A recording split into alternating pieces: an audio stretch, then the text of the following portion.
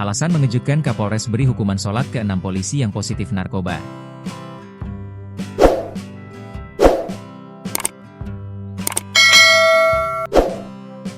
Viral 6 polisi positif narkoba.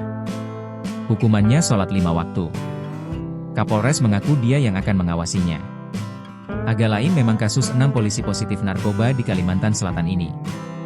Diketahui bukan hukuman pidana, ke-6 polisi positif narkoba ini dihukum dengan sholat 5 waktu.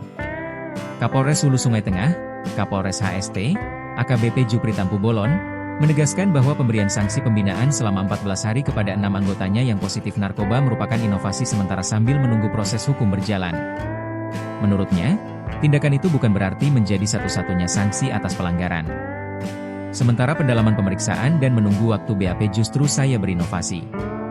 Bagaimana agar mereka tak dipulangkan ke rumah, tapi dibina, baik secara fisik, mental dan kerohaniannya, sambil menunggu 14 hari menjelang sidang, kata Kapolres HST kepada Banjarmasin Posko ID, Selasa, 27 Mei 2025. Kapolres menegaskan, sebelum kasus ini diajukan ke sidang disiplin, diperlukan tahapan pendalaman pemeriksaan, berita acara pemeriksaan, BAP, dan proses pemberkasan. Pembinaan fisik dan rohani, alternatif menunggu proses sidang disiplin.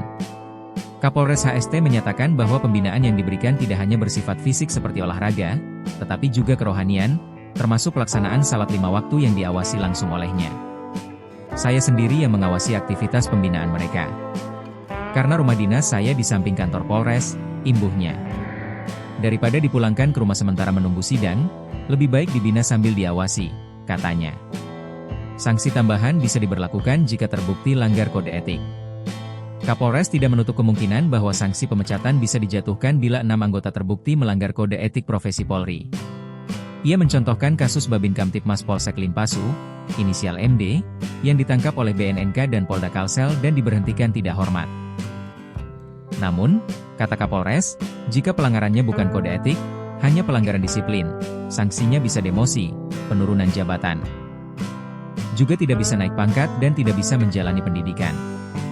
Hasil sementara, 6 anggota Polres yang hasil tes urinnya positif, pihaknya tak menemukan barang bukti, sehingga sanksi sementara menunggu sidang adalah pembinaan. Soal nanti dalam persidangan ditemukan pelanggaran kode etik, jelasnya, tentu ada sanksi lain, sesuai pelanggarannya.